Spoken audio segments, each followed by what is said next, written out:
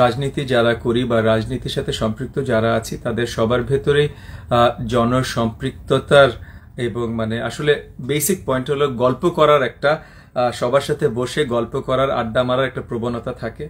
আমরা মানুষের সাথে বসে গল্প করতে পছন্দ করি। সো ওই গল্প করতে পছন্দ করাটা কিন্তু একটা একটা শুরু রাজনৈতিক যাত্রার। যে যারাই রাজনীতি করে তারা কোনোদিনও বা আনলেস পারিবারিকভাবে এসছে আর কি, উত্তরাধিকার সূত্রে তারা রাজনীতিতে এসছে, তাছাড়া তারা রাজনীতি করবে চিন্তা করে কেউ রাজনীতিতে আসে না। তারা জনসম্পৃক্ততার মাধ্যমে আস্তে আস্তে রাজনীতিতে চলে আসে। সো মানে আমি যেটা আসলে ছোট করে বলতে চাচ্ছি যে রাজনীতি আমরা যারা করি বা যারাই করে, যারা সঠিক অর্থে রাজনীতি করে বা করতে চেষ্টা করে, তারা গল্প করতে পছন্দ করে এবং জনগণের মুখ সামনে এসে গল্প করতে, সবার সাথে সামনাসামনি গল্প করতে পছন্দ করে। তো এই কথাটা ফার্স্টে আজকে প্রথমবার আমি এরকম কোন একটা সোশ্যাল মিডিয়ামে লাইভে আসছি। সোহান সাহেব, আপনাকে অসংখ্য ধন্যবাদ। আপনি বলেছেন আমি দেশের প্রধানমন্ত্রী হলে ভালো। আমি আশা রাখবো যে আগামীতে যেই দেশের প্রধানমন্ত্রী হবেন, মন্ত্রী হবেন, এমপি হবেন বা যে কোনো ধরনের জনগণের প্রতিনিধি হবেন, তারা যেন জনগণের আসল রায়টা নিয়ে জনগণের প্রতিনিধি হন, সেটা আমি হই, যেই হই, যেখান থেকে হোক।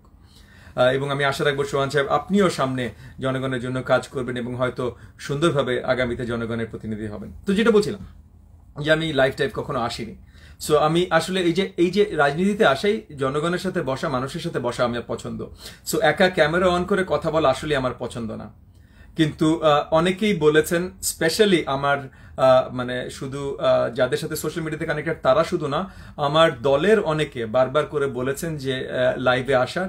সো সেই হিসাবে আমি লাইভে আসছি এবং দেখছি আপনারা ইতিমধ্যে কমেন্ট রাখছেন। সো হয়তো আমারও খুব দুই একবার করলে এই ফিলিংটা চলে আসবে, এই অনুভূতিটা চলে আসবে যে আমি হয়তো আপনাদের সাথে গল্পই করছি।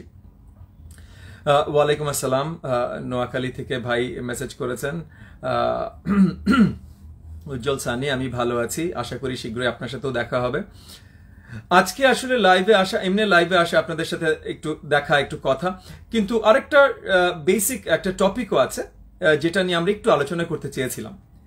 কারেন্টলি কারাপশন আমাদের দেশে নতুন কিছু না, একেবারেই নতুন কিছু না। আমরা আপনার ট্রান্সপারেন্সি ইন্টারন্যাশনাল যেটা একটা অর্গানাইজেশন আছে, একটা ইনস্টিটিউশন আছে গ্লোবাল, ওরা কিছু মাপকাঠি ব্যবহার করে ওরা অনুমান করে এই বিশ্বে কোন দেশগুলোতে কারাপশন সবচেয়ে বেশি। সেই তাদের অনুমানে গত 22 বছরে প্রচুরবার আমরা ওই লিস্টে টপ করেছি, আমরা ফার্স্ট হয়েছি, সবচেয়ে মেধাবী জায়গায় উত্তীর্ণ হয়েছি কয়েকবার। কিন্তু এখন আমরা তারা 180টা দেশের টেস্ট করে, এখন আমরা 150-র মধ্যে আছি। আমাদের থেকে করাপ্ট আরো, তাদের হিসাবে আরো 20-30টা দেশ আছে। এটা আমাদের খুব বেশি গর্বের কিছু না যে 200টা দেশের ভিতরে আমরা, আমাদের উপরে মানে আমাদের থেকে কম করাপ্ট আরো 150টার মতো দেশ আছে। এটা আসলে গর্বের কিছু না, তবে আমরা হয়তো সামনে আরো ভালো করতে পারি। আজকে কেন হঠাৎ করে আমরা কারাপশনের কথা বলতে চাচ্ছিলাম, কারণ গত বেশ কিছুদিন ধরে ঢাকা ওয়াসার এমডি মহোদয় এবং ঢাকার ওয়াসা অনেক আলোচনায় এসছে। অনেক আলোচনায় কেন এসছে? প্রথমত অনেক আলোচনায় এসছে কারণ ঢাকা ওয়াসার এমডি মহোদয় তাকসিম সাহেব, ওনার 14টা বাড়ি খুঁজে পাওয়া গেছে, অ্যাটলিস্ট গণমাধ্যমের মোতাবেক 14টা বাড়ি খুঁজে পাওয়া গেছে যুক্তরাষ্ট্রে। এবং 14টা বাড়ি খুঁজে পাওয়া গেছে, মানে কতগুলো খুঁজে পাওয়া যায়নি সেটা আমরা জানি না, আসলেই জানি না। এবং এই তাকসিম সাহেবকে নিয়ে এটা কিন্তু প্রথম আলোচনা না। তাকসিম সাহেব টানা 13 বছর উনি ওয়াসার এমডি আছেন। এর ভেতরে উনি অনেকবার অবভিয়াসলি সর্ট অফ আপনার কি বলার নাম, উনি এক্সটেনশন পেয়েছেন কাজের, কারণ 13 বছর সরকারি জায়গায়। আমাদেরও যে ধারণাটা আছে না, রিটায়ারমেন্ট এজ নিয়ে মারামারি শুরু হয় আমাদের দেশে, সরকারি চাকরি ধরে রাখতে পারবো কিনা। ওয়ালাইকুম আসসালাম শাহিম সাহেব, ফাহাদ সাহেব আপনার জন্য দোয়া রাখছি। সো ধরে রাখতে পারবো কিনা চাকরি। তো সেখানে 13 বছর ধরে উনি আছেন এবং উনি বেশ ভালো অঙ্কের বেতনও পান। ওনার বেতনটা 6 লাখের ঊর্ধ্বে, সেটা অনেক বেশি আসলে না, কারণ মানে ইন দ্য সেন্স অনেক বেশি না কেন আমি বলবো যে কারণ আমরা প্রাইভেট সেক্টরে যখন, আপনি একটা ব্যাংকে যান, ব্যাংকের এমডি 25-30 লাখ টাকা বেতন পায়। কেন? কারণ ব্যাংকের এমডি যদি সঠিকভাবে সার্ভিস এনশিওর করতে না পারে তাদের কাস্টমারদের জন্য, কম্পিটিশন আছে মার্কেটে, এই ব্যাংক ছেড়ে অন্য ব্যাংকে চলে যাবে। সরকারি চাকরিগুলোতে ইউজুয়ালি বেশি বেতন হয় না, কারণ আসলে আমরা ধরেই নিই যে সরকারি চাকরি তো কম্পিটিশন নেই। ওয়াসার এমডি সাহেবেরও যেমন উনি 2019 সালে বলেছিলেন যে 21 সালের ভেতরে ট্যাপ থেকে সোজা পানি খাওয়া যাবে ওয়াসার। আমরা 21 সাল না, এখন 23 সালে বসবাস করছি, আমরা কেউ ট্যাপ থেকে পানি খেতে পারি না। ঢাকা শহরের 91% ওয়াসার পানি ব্যবহার যারা করেন, 91%-র বেশি পানি ফুটিয়ে খান। এবং এই পানি ফুটিয়ে খাওয়ার জন্য যে গ্যাস এবং বিদ্যুৎ খরচ হয়, সেটাতে একটা 2017 সালের দিকে একটা সার্ভেতে এসেছিল যে আমাদের 350 কোটি টাকার বেশি লস হয় জাস্ট এই ফুটিয়ে খাবার জন্য। বুড়িগঙ্গা নদী, অনেক ব্যবসায়িক প্রতিষ্ঠান, অনেক ইন্ডাস্ট্রি, ফ্যাক্টরি আমরা দোষারোপ করি বুড়িগঙ্গা নদী দূষিত করছে, কিন্তু বুড়িগঙ্গা নদী দূষিত করার সবচেয়ে প্রাইমারি মানে সবচেয়ে বড় অনুদান যাদের সবচেয়ে বড় অবদান যাদের, সেটা হলো ঢাকা ওয়াসা। সো এই যে এত বড় বড় কৃতিত্ব ঢাকা ওয়াসার, এরপর ঢাকা ওয়াসার এমডি মহোদয় ভালো বেতন পান, ভালো কথা, 13 বছর ধরে চাকরিরত আছেন, ভালো কথা। উনি অনেক সময় যুক্তরাষ্ট্রে কাটান, সেটাও ভালো কথা। সেটা কিভাবে ভালো কথা আমি জানি না, কারণ আমাদের হাইকোর্ট পর্যন্ত বলেছেন যুক্তরাষ্ট্র থেকে এত বড় একটা পজিশন হোল্ড করতে পারেন না, তবু উনি ওই জায়গায় আছেন। তো আজকে আমরা কেন তাকসিম সাহেবকে নিয়ে এত কথা বলছি, কারণ অবভিয়াসলি তাকসিম সাহেব একটা বড় কি বলে একটা বড় সিম্বল। ঢাকা ওয়াসা একটা বড় ইনস্টিটিউশন। এই ঢাকা ওয়াসার মতো এত বড় একটা ইনস্টিটিউশনের যে চালাচ্ছেন বা যে নেতৃত্ব দিচ্ছেন, তার আজকে এই অবস্থা। কিন্তু তার একারই অবস্থায় দেশের এই অবস্থা হয়নি। আমরা আজকে তাকসিম সাহেব বা ওয়াসা নিয়ে আলোচনা শুরু করলাম কারণ আসল আলোচনাটা হলো করাপশন। তাকসিম সাহেব একটা এক্সাম্পল মাত্র, ওয়াসা একটা এক্সাম্পল মাত্র। আমাদের দেশে এমন কোনো ইনস্টিটিউশন নেই যেখানে করাপশন নেই। মানে আপনি রাস্তা পার করবেন, একটা রাস্তা পার করবেন, সেই রাস্তায় রিক্সা চলাচল নিষেধ কি নিষেধ না, বা রিক্সা চলাচল নিষেধ না, রিক্সা চলাচল অ্যালাউড, স্টিল যিনি সরকারি কর্মকর্তা ট্রাফিকে আছেন উনিও ওখানে একটা সুবিধা নিতে চেষ্টা করেন। আপনি যে কোনো কিছু, আমাদের দেশে 2001 থেকে 2006 আমাদের পার্শ্ববর্তী একটা দেশ পাকিস্তানে তার আগ সময় বেনাজির ভুট্টো যখন প্রধানমন্ত্রী ছিলেন, বেনাজির ভুট্টোর হাজব্যান্ড জারদারি সাহেব, উনার একটা পরিচিতি হয়ে গেছিল শুধু পাকিস্তানে না বিশ্বব্যাপী মিস্টার 10% হিসাবে। যে পাকিস্তানে ওই আমলে বেনাজির ভুট্টোর সরকারের আমলে কেউ ব্যবসা করতে চাইলে 10% ব্যবসার জারদারি সাহেবকে দিয়ে দিতে হতো। এর জন্য ওনার নামই হয়ে গেছিল গ্লোবালি, মানে বিবিসি, সিএনএন তাকে বলতো মিস্টার 10%। এরপর 2001 থেকে 2006 বিএনপির আমলে, তখন বাংলাদেশে বিএনপি সরকার ছিল, বিএনপির আমলে বিএনপির নেতৃত্বস্থানীয় একজনের নাম হয়ে গেল মিস্টার 10%। এবং সেটা আবার পাবলিকলি বলা হতো না, কিন্তু প্রাইভেটলি, বিশেষ করে যেহেতু আমি একটা ব্যবসায়িক পরিবার থেকে আসলে এসেছি, আমি রাজনৈতিক পরিবার থেকে আসিনি, কিন্তু ব্যবসায়িক মহলে সবার কাছে পরিচিত ছিল মিস্টার 10% হিসেবে, এবং এটা অত্যন্ত নেতিবাচক, ঘৃণিত ছিল। কিন্তু গত 13 বছরে ঘরে ঘরে মিস্টার 20%, 30% হয়ে গেছে। বাংলাদেশে এখন অনেক মন্ত্রণালয় আছে, অনেক জায়গা আছে যেখানে কোনো কাজ করতে গেলে, কোনো কন্ট্রাক্ট করতে গেলে 20, 25, 30% ওই কন্ট্রাক্টর আপনার ছেড়ে দিতে হবে। এছাড়া এই ব্যবসাটাই করা সম্ভব না। তাহলে এই যে করাপশনের এই জায়গাটা এসছি, কেন এসছি? মানে শুধু কি সরকারের দায়, আমাদের সবার দায়? কারণ করাপশন শুধু বাংলাদেশের সমস্যা না, করাপশন বিশ্বের প্রচুর দেশের সমস্যা। একদিক দিয়ে আমরা এটাও বলতে পারি, মানে যারা করাপশন নিয়ে গবেষণা করেন, পড়াশোনা করেন, তারাও বলে থাকে যে করাপশন মানে বাই দ্য বুক, যেটাকে আমরা করাপশন বলতে পারি টেকনিক্যালি, এই করাপশনটা নেই হয়তো এমন কোনো দেশই নেই, কম আর বেশির কথা। আবার তৃতীয় বিশ্ব নিয়ে যারা পর্যালোচনা করেন, যারা গবেষণা করেন, তারা অনেকে বলেন যে করাপশন পুরো জিনিসটাই যে খারাপ, তাও নট নেসেসারিলি ট্রু, সেটা হয়তো পুরোপুরি সত্যি না। কারণ অনেক সময় ব্যবসায়িক আঙ্গিকে বা অনেক জায়গায় কাজ করবার জন্য, যেখানে ওই কাজ করার জন্য সঠিক রীতিনীতি তৈরি নেই, আপনি বলতেই পারেন যে ইকোনমিক অ্যাডভান্সমেন্ট বা লিগাল অ্যাডভান্সমেন্টটা আসেনি, যে ওই আইনটাই তৈরি হয়নি। তো এখানে ওই আইনটা নেই বা ওই নিয়মটা নেই, ওইখানে এই করাপশন মানে ওই আইনের বাইরে যে কাউকে কিছু অনুদান দেয়া, একে অপরের ভেতরে কিছু বিনিময় করে নেয়া ব্যবসা করার খাতিরে বা ওই যে উপার্জনের খাতিরে, এইটা আসলে ওভারঅল সোশ্যাল উপার্জন বাড়ায়, জাতির উপার্জন বাড়ায়, এরকম অনেক সময় হয়। ঠিক আছে, আমি মেনে নিচ্ছি, কারণ আসলে আমরা যে আইনের গণ্ডিতে চলি, সেই আইনের গণ্ডিটাও অনেক দূর ভুল। অনেক দূর ভুল কেন?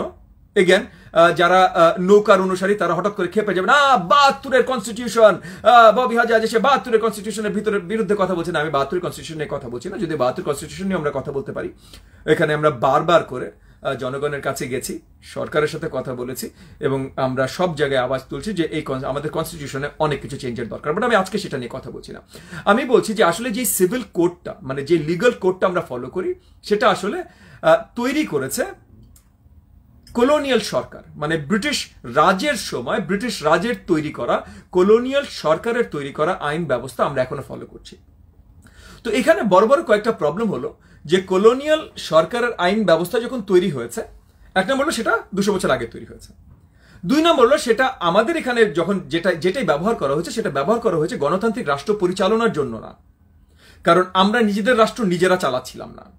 সো অন্য একটা রাষ্ট্র, অন্য একটা জাতি আমাদের জাতি রাষ্ট্রের উপরে তাদের আধিপত্য বজায় রাখার জন্য, তাদের জোর করে শক্তি প্রয়োগ করার জন্য এই পিনাল কোড বা এই আইনের কোডগুলো তৈরি। তাহলে আজকে যদি আমরা ওখানে আটকে থাকি তাহলে নিশ্চয়ই আমরা অনেক পিছিয়ে আছি।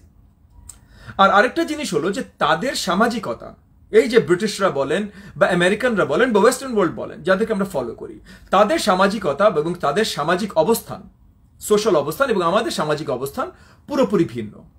তাহলে আমাদের লিগাল কোড মানে আমাদের আইনটা আসলে আমাদের সামাজিক অবস্থান বুঝে করলে হয়তো আরো অনেক ভালো হতো। এখনো আমরা করতে পারি, আমরা করি না। যেমন আমরা আমাদের কোর্টে, আপনি চিন্তাই করেন যে এই যে আমরা নাটকে সিনেমায় দেখি, আমরা চিন্তা করি কোর্টে যখন যাবে উকিল জাজ মোটা মোটা কোট পরে ঘুরবে। এটা কোন দেশের জন্য? এটা ব্রিটিশ সিস্টেমে। ব্রিটেনের নর্মালি টেম্পারেচার, তাপমাত্রা কত থাকে? এই যে গত এক সপ্তাহ আগে সত্যপ্রভায় আমরা যখন শীতে কাঁপছিলাম, এইটা ব্রিটেনে গ্রীষ্মকাল না, গ্রীষ্মকালে ওদেরও গরম পড়ে, কিন্তু এইটা ব্রিটেনে শরৎ বা এরকম কিছু, মানে গ্রীষ্মের আশেপাশে দিয়ে, শীতকাল না। তো তাহলে সেখানকার যে তাপমাত্রায় তারা যে কাপড় চোপড় পরতে পারে, আমরা আজকে আমাদের কোর্টে সেম কাপড় চোপড় পরে যদি আমাদের উকিলদের পাঠাই, তাহলে কতক্ষণ তারা ঠিকভাবে থাকতে পারবে? সো আমরা কোনো কিছু আসলে কোনো সিস্টেমগুলো আমাদের চিন্তা মতো তৈরি করিনি। এই জায়গাটায় যেটা হয় যে সরকার ব্যবস্থা এর ভিতরে যদি পরিচ্ছন্ন না থাকে, তাহলে এই ঝামেলাটা আরো বাড়ে। আমাদের সরকার ব্যবস্থা পরিচ্ছন্ন না। আমাদের সরকার ব্যবস্থা পরিচ্ছন্ন না কেন? কারণ আমাদের সরকার ব্যবস্থায় আমরা গণতন্ত্র হারিয়ে ফেলেছি। গণতন্ত্র হারিয়ে ফেলেছি অনেকগুলো কারণে, কিন্তু একটা সবচেয়ে বড় কারণ এর ভিতরে যে আমরা নির্বাচন পাই না। এই আগামী বছর নির্বাচন আসছে, এই নির্বাচন আদৌ হবে কিনা আমি জানি না। রাজনৈতিকভাবে এনডিএম এর চেয়ারম্যান হিসেবে এবং এনডিএম এ আমার সহকর্মী যারা আছেন, আমাদের একমত যে যদি একটা নির্বাচন হয় বা হওয়ার মতো একটা জায়গায় আমরা যাই, তাহলে আলবত আমরা নির্বাচন করব। আমরা শুধু নির্বাচন করব না, আমরা আগামী পরশুদিন আমাদের প্রথম সম্ভাব্য নমিনেশনস 30টা নমিনেশন আমরা প্রকাশ করছি জনগণের সামনে আগামী পরশুদিন শনিবারে। আপনারা যারা পারেন আপনারা প্রেস ক্লাবে উপস্থিত থাকতে পারেন বা আপনারা নিউজ মিডিয়ামের মাধ্যমেও জানতে পারেন। এবং আমরা চেষ্টা করছি যে প্রতি মাসে এরকম আমরা সম্ভাব্য লিস্ট, আমাদের সামনের নমিনেশন লিস্টগুলো আমরা আপনাদের সামনে প্রকাশ করতে থাকব। এবং নির্বাচন আসার আগ পর্যন্ত আমরা আশাবাদী যে আমরা 300 সিটে আপনাদের জন্য ভালো প্রার্থী মানে কি? মানে যে প্রার্থীদের উপরে আপনারা আস্থা রাখতে পারবেন। আজকে আওয়ামী লীগ বা আজকে অনেকে যখন ভালো প্রার্থীর কথা বলে, তারা বলে যারা 1000 কোটি টাকা দিয়ে অনেক কিছু কিনে ফেলতে পারবে বা মাংসপেশি মানে পেশি শক্তি মাঠে নামাতে পারবে। গণতন্ত্রের মহলে আমরা এটাকে ভালো প্রার্থী বলি না। আমরা এনডিএম এ বিশ্বাস করি ভালো প্রার্থী সে যে আসলেই জনগণের উপলব্ধি করতে, মানে জনগণ কি ভাবছে সেটা উপলব্ধি করতে পারবে এবং জনগণের হয়ে নিরলসভাবে কাজ করতে পারবে। সো আমরা পরশুদিন একটা তালিকা প্রকাশ করছি প্রথম সম্ভাব্য 30 জন ক্যান্ডিডেটের, এবং আমরা প্রতি মাসে leading up to the election আগামী 10 মাস প্রতি মাসে আমরা এরকম সম্ভাব্য লিস্ট আপনাদের সামনে প্রকাশ করতে থাকবো। এবং আমরা আশা রাখবো যে আমাদের সব সম্ভাব্য নমিনিজরা আপনাদের সাপোর্ট, আপনাদের ভালোবাসা এবং আপনাদের দোয়া পাবেন। ভোট আগামী নির্বাচন যখন হবে তখন দেখা যাবে। এর ভিতরে অনেকে কথা উঠিয়েছেন, কারণ অনেক জায়গায় কথা উঠে। আমি আমার সোশ্যাল মিডিয়াতে কমেন্টে দেখেছি যে আগামী নির্বাচনে যারা যাবে তারা দেশের সাথে বেইমানি করছে, তারা জাতির সাথে বেইমানি করছে। এইটার এগেন আপনি আপনার যা বিশ্বাস, আপনার যা মনে হয়, এটা আমরা গণতন্ত্রে বিশ্বাস করি, নিশ্চয়ই আপনি বলতে পারেন, অবভিয়াসলি আপনি বলবেন। কিন্তু এখানে আমাদের সম্বন্ধে কিছু বলার আগে বা এনডিএম সম্বন্ধে কিছু বলার আগে দুটা জিনিস চিন্তা করা বিশেষ ভাবে গুরুত্বপূর্ণ। একটা গুরুত্বপূর্ণ হলো নির্বাচন এখনো আসেনি, আমরা আশাবাদী নির্বাচন যদি হয় আমরা সেটার জন্য তৈরি থাকবো, আমাদের নমিনিস তৈরি থাকবে, আমাদের সম্ভাব্য ক্যান্ডিডেট তৈরি থাকবে, আমরা তৈরি থাকবো, কিন্তু এখনো আসেনি, ঠিক আছে। আর 2 নাম্বার হলো যে মিনিমাম কোনো নির্বাচনের জায়গা যদি হয় এবং কোনো একটা দল যদি আমি ক্ষমতায় যেতে পারবো কি পারবো না চিন্তা করে সেই নির্বাচনে না যায়, তাহলে সেই দল গণতন্ত্র বিমুখ, তাহলে সেই দল গণতন্ত্র, জাতি এবং দেশের সাথে বেইমানি করছে। এগেন আমি কাউকে উল্লেখ করে বলছি না, আমি আশা রাখছি যে নির্বাচন করার মতো একটা জায়গায় আমরা পৌঁছাবো যেখানে সব দল নির্বাচন করতে পারবে। এরকম একটা জায়গা যদি হয় এবং তখন যদি কেউ নির্বাচন বর্জন করে, সেটাকে আমি বলছি গণতন্ত্র, জাতি এবং দেশ বিরোধী। তবে এখানে উল্টো পাল্টাও আছে, যে নির্বাচন যদি এমন হয় যে আসলে কোনো নির্বাচনই না, কাউকে নামতে দেয়া হবে না, কাউকে কিছু করতে দেয়া হবে না, সবার বাসার গেটের সামনে বালির ট্রাক বসিয়ে দেওয়া হবে, তাহলে নিশ্চয়ই সেটাকে আমরা নির্বাচন বলতে পারি না।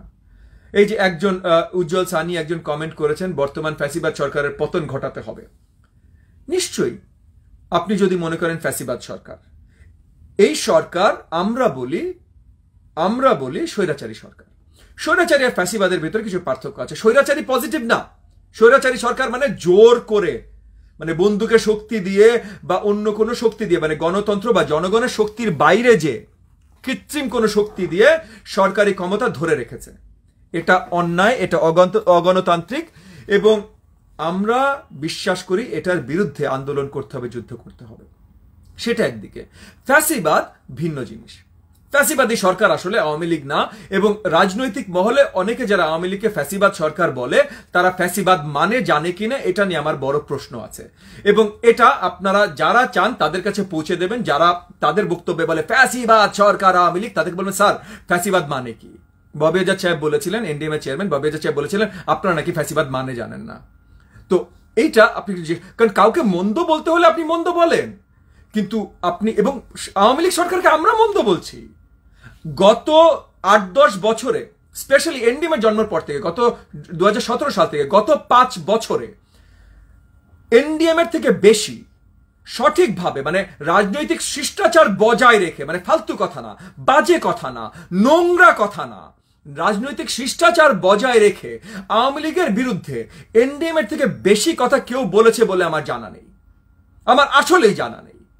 আপনারা যারা রাজনৈতিক সচেতন ব্যক্তি আছেন, জনগণ আছেন, আপনারাও যদি একটু নিউজ ঘাটান বা একটু সোশ্যাল মিডিয়াও ঘাটান, যেখানে এনডিএম এর নিউজ কভারেজ হয়েছে, এসছে, একটু যদি ঘাটান দেখবেন আওয়ামী লীগের অনেক কিছু আছে, এই সরকারের অনেক কুকীর্তি আছে, যেটার পলিটিক্যাল ময়দানে প্রথম কমপ্লেইন, প্রথম সেটা নিন্দা এনডিএম জানিয়েছে। হ্যাঁ, আমরা অবভিয়াসলি আমরা যখন নিন্দা জানাই তখন আমরা 6,000 60,000 জনের মিছিল নিয়ে জানাই না, আমরা 200 500 600 জনের মিছিল নিয়ে জানাই। এই 200-500 মিছিল গণমাধ্যম ধরে না, আনলেস বামপন্থী বা এরকম কিছু, সেটা অন্য কথা। যারা এগেন ফ্যাসিবাদ মানে জানা ভুল, মানে একজন সুমন সাহেব জিজ্ঞেস করেছেন নুরুল হক নূর সম্বন্ধে আমার কি ধারণা। নুরুল হক নূর, তারা শুধু নুরুল হক নূর সম্বন্ধে বলবো না, যেহেতু আপনি জিজ্ঞেস করেছেন আমি শর্ট করে বলছি। 1 নম্বর হলো সে ভিপি না, ও ঢাকা বিশ্ববিদ্যালয় মানে ডাকসুর ভিপি ছিল মাঝখানে, এবং মাশাআল্লাহ খুব ভালো করেছে, তখন তার আগেও ভালো করেছে, এবং কোটা সংস্কার আন্দোলনে ওরা বেশ কয়েকজন এগিয়ে এসেছিল, তারা ত্যাগ স্বীকার করেছে, দেখিয়েছে, এবং বাংলাদেশের জনগণের সামনে এবং আমাদেরকেও দেখিয়েছে যে তাদের ভেতরে তারুণ্য দৃঢ়তা, সাহস, শক্তি, বল আছে।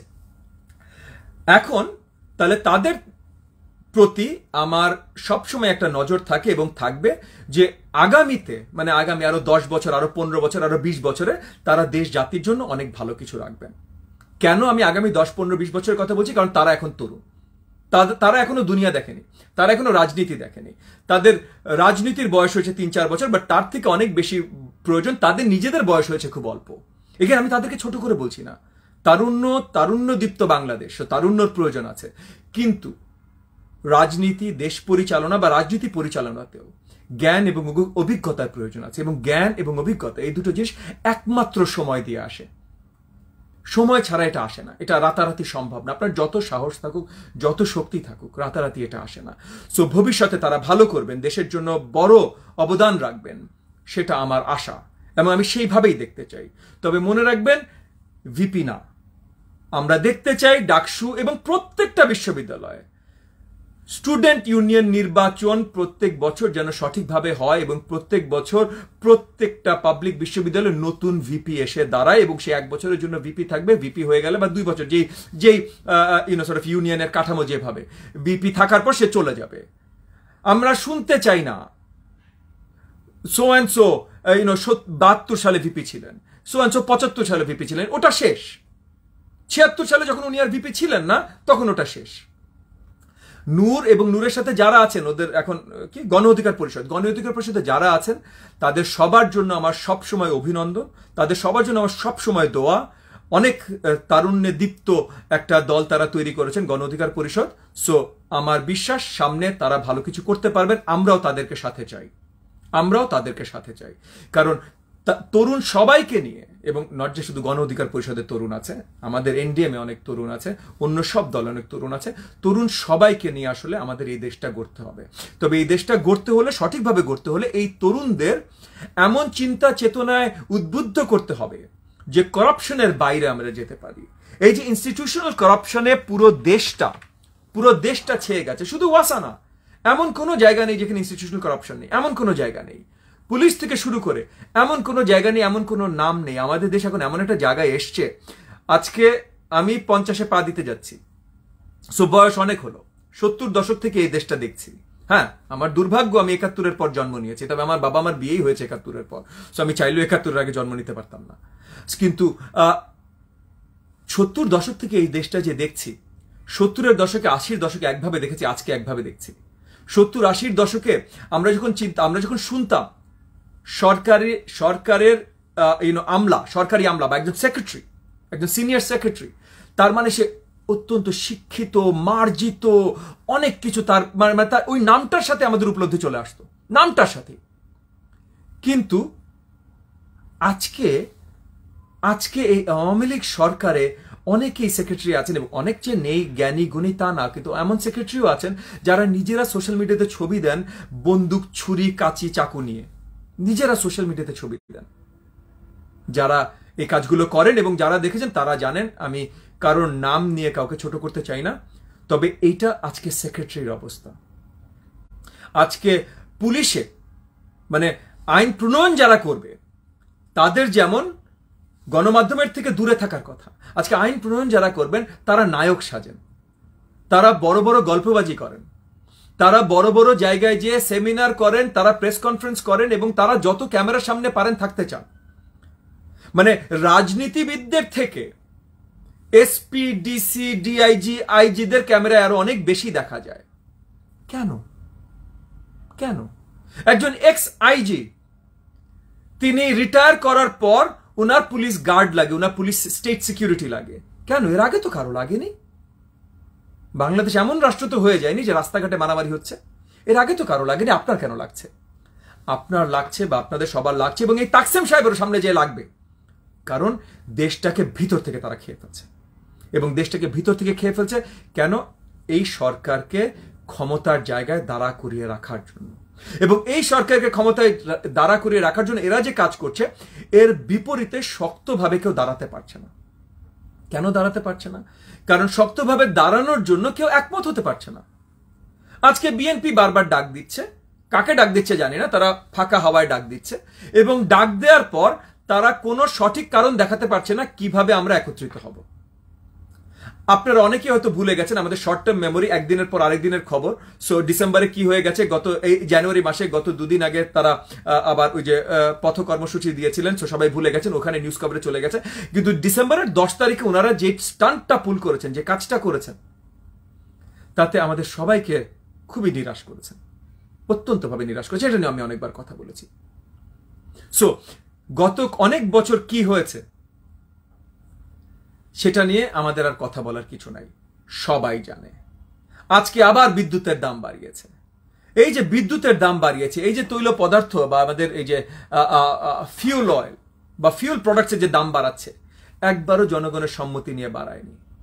বিশ্ববাজারে দাম কমে, আমাদের এখানে দাম বাড়ে কেন? কারণ বিপিসিতে বা আপনার কি বলার নাম এনার্জি মিনিস্ট্রিতে কেউ না কেউ, বিদ্যুৎ মন্ত্রণালয় কেউ না কেউ কোনো না কোনোভাবে এটার সুবিধা ভোগ করছেন।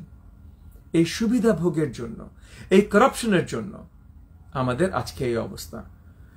রক আলী ভাই একজন টাটা দিয়ে বলেছেন শাকিব খানকে নিয়ে কিছু বলেন। শাকিব খান একজন নায়ক ভাই, এবং উনি বেশ নামকরা নায়ক। তাদেরকে নিয়ে আলোচনা, আসলে করাপশনের আলোচনা আমাদের আসে না। হ্যাঁ, তবে যেহেতু এই নামটা এনেছেন, এবং এই নামটা আমিও ক্লাসরুমে অনেক ব্যবহার করি, কারণ কি? কারণ আমাদের দেশে আমরা একটা জায়গায় একটু হারিয়ে গেছি। আমরা নায়ক মানে হিরো, সিনেমার হিরো না, হিরো মানে আমরা নায়ক হিসেবে। আগে আমরা যদি আজকে থেকে 200-500 বছর আগে চলে যাই, নায়ক কারা হতেন জানেন? নায়ক কিভাবে ধরা হতো? নায়ক ধরা হতো যাদের কোনো অ্যাবিলিটি, কোনো একটা কিছু করার ক্ষমতা, নর্মাল হিউম্যান বিইং মানে আমি আপনি, আমাদের মতন, আমাদের থেকে অনেক বেশি কিছু। এটা একটা, বা যারা আমার আপনার জন্য অনেক বড় অবদান রেখেছেন। সো নায়ক কে? নায়ক যে একা কুস্তি করে 10 জনকে ফেলে দিতে পারে, যেটা আর 10 জন পারে না। হারকিউলিস, আপনারা অনেকে হয়তো নাম শুনে থাকবেন, গ্রিক ডেমাগড হারকিউলিস, নায়ক। বা আমাদের আমরা যখন আমাদের মুসলিম জেনারেলস বা সালাহ আল দিন বা এরকম অনেক নাম নেই, তারা নায়ক, তারা অনেক বড় কিছু করেছেন বা জনগণের জন্য অনেক বড় অবদান রেখেছেন। আজকে আমরা কনফিউজ করে ফেলি। আজকে টুইটার, সিনেমা, আপনার ইনস্টাগ্রাম আর স্ন্যাপচ্যাটের যুগে আমরা যাদের ছবি বেশি দেখি তাদেরকে আমরা নায়ক মনে করি। কেউ একজন স্ন্যাপচ্যাটে এসে বা ইনস্টাগ্রামে এসে 2টা ভিডিও বানায়, তাকে আমরা নায়ক মনে করি। আমরা আর জিজ্ঞাসা করি না যে ভাই আপনার অবদানটা কি, কোন জিনিসটা আপনি কতখানি পারেন। বা যাই হোক, আমি সাকিব খানকে ছোট করার জন্য না, ওনাদের সিনেমার অঙ্গনে এবং অনেক অঙ্গনে অনেক অবদান আছে। এবং আমাদের দেশে আসলে আমাদের শিল্পীদের অবদানগুলো আসলে আমরা হয়তো বড়ভাবে, মানে আমরা জনগণের কাছে হয়তো বড়ভাবে আসে, কিন্তু আমাদের সরকারের কাছে বড়ভাবে আসে না। এখানে ওই অবদানের কথায় ছোট্ট একটা পয়েন্ট চলে আসে। কিছুদিন আগে আমাদের তরুণীরা, সো আন্ডার 19 বোধহয় নারী ফুটবল দল সাফ গেমস জিতে আসলেন, এবং তাদেরকে আমরা দেশ হিসেবে কোনো সহযোগিতা করি নাই, আসলেই করিনি। তারা নিজেরা অনেক খেটে, অনেক কষ্ট করে, এবং নাকি ওই সাফ গেমস জয়েন করার জন্য ভাড়ার টাকাও অনেক নিজেদের চান্দা তুলে উঠাতে হয়েছে। আমরা দেশ জাতি হিসেবে তাদেরকে দেই নাই। এত কষ্ট করে তারা জিতেছে। জিতে যখন এসছে তখন আমরা বাসেও তাদের ছবি ছোট করে দিয়েছি। প্রেস কনফারেন্স যখন করেছি, প্রেস কনফারেন্সেও তাদেরকে সামনে রাখিনি, টিমকে তো রাখিনি, টিম ক্যাপ্টেনকে একটা কোনায় দিয়ে দিয়েছি। ফুটবল ফেডারেশনের লোকজনে ভরে গেছে, তারা খেলেছিলেন। সো সবকিছুই পলিটিক্যাল, যে সরকারি দলের সাথে যারা আছে তারা সবকিছু সামনে আসবে, অন্য কেউ সবকিছু সামনে আসবে না। এনিওয়ে, আমি আজকে আর বেশি কথা বলবো না। আমরা সবকিছুর সিনেমা দেখি। রক আলী সাহেব, হ্যাঁ, আসলে আনফর্চুনেটলি সিনেমা দেখা খুব কম হয়, সময় খুব কম পাই, বাট সেটা পয়েন্ট না। আজকে করাপশন নিয়ে একটু কথা বলতে চেয়েছিলাম। এই করাপশন যদি থামাতে হয় আমাদের, তাহলে আসলে গণতন্ত্রের পুনরুদ্ধার করতে হবে, এবং গণতন্ত্রের পুনরুদ্ধার করতে হলে প্রথমে আমাদের সঠিক নির্বাচনে যেতে হবে। এই সঠিক নির্বাচনে যাব সেই আকাঙ্ক্ষা রেখে, এবং সামনে আমি চেষ্টা করবো, যেহেতু আমি বলেছি যে মানে অনেকেই আপনারা রিকোয়েস্ট রেখেছেন, এবং স্পেশালি আমার দলের নেতা কর্মীরা অনেক জেলা উপজেলা থেকে আমাকে রেগুলারলি জানাচ্ছেন, স্যার চেয়ারম্যান মহোদয় আপনি লাইভে আসবেন, আমরা আপনার সাথে লাইভে যোগাযোগ করবো, আমরা দেখতে চাই। সো আমি এই রীতিটা আজকে থেকে শুরু করলাম। সপ্তাহে একবার করে আধা ঘন্টা, 15 মিনিট, 20 মিনিটের জন্য হলে আমি লাইভে আসতে চেষ্টা করব। আমি বুধবার, বৃহস্পতিবার এই সময় লাইভে আসবো, এরকম সন্ধ্যা 9টা, রাত 9টার দিকে। আপনারা যারা আমার সাথে কথা বলতে চান, আপনাদের যাদের কোনো প্রশ্ন আছে বা কিছু রাখতে চান, আপনারা এই সময়টা এসে জয়েন করতে পারেন, বা আগে থেকে আমার সোশ্যাল মিডিয়াতে, আমার ফেসবুক পেজে আপনারা এই কমেন্টগুলো দিতে পারেন, যেন সেই কমেন্টগুলো বা সেই প্রশ্নগুলো আমি লাইভে এসে আপনাদেরকে উত্তর দিতে চেষ্টা করব। আপনাদের সাথে থাকার জন্য অনেক ধন্যবাদ। রক আলী সাহেব, আপনার সিনেমা রিলেটেড প্রশ্ন থেকে শুরু করে বাকি সবকিছুর জন্য, আরিফুর রহমান সাহেব, আপনাদের সবাইকে থাকার জন্য অনেক ধন্যবাদ। এবং আজকে যদি কোনো প্রশ্ন করে থাকেন, কারণ মাঝখানে অনেক ফাস্ট কমেন্ট যাচ্ছিল, আমি অনেকগুলো পড়তে পারিনি, আপনাদের অনেক কোনো প্রশ্ন যদি আমি উত্তর দিতে না পেরে থাকি, আমি আগামী সপ্তাহে আবার যখন লাইভে আসবো, আমি নিশ্চয়ই চেষ্টা করবো সেই প্রশ্নের উত্তর দিতে। আর এর ভেতরে আপনাদের কোনো কিছু নিয়ে যদি কোনো প্রশ্ন করার ইচ্ছা থাকে, আমাকে বা এনডিএম রিলেটেড, বাংলাদেশের ইতিহাস, বাংলাদেশের রাজনীতি রিলেটেড কোনো ধরনের প্রশ্ন যদি থাকে, আসলে আমরা কাজ করি, রাজনীতির কাজ করি শুধু নিজের দলের জন্য, জনগণের জন্য, সবার জন্য। সো কোনো ধরনের কোনো প্রশ্ন থাকে আপনারা রাখবেন, ইনশাআল্লাহ সামনে আমি উত্তর দিতে চেষ্টা করব। আপনারা সবাই দোয়া রাখবেন এবং আমার সবকিছু মানে আমার প্রত্যেকটা এনার্জি, দিনের প্রত্যেকটা ঘন্টা, প্রত্যেকটা মিনিট, প্রত্যেকটা সেকেন্ড আমি চেষ্টা করি আপনাদের জন্য, মানে ইন দ্য সেন্স যে এই দেশের 17 কোটি জনগণের জন্য, যেটা আমার দেশ, আমার জনগণ, তাদের জন্য নিবেদিত করতে। সো আমি যেন সেইটা অক্লান্তভাবে সেই কাজ করতে পারি, সেটার জন্য আমার জন্য দোয়া রাখবেন। আর আমি আপনাদের সবার জন্য সবসময় দোয়া রাখছি। খুদা হাফেজ, জয় বাংলাদেশ।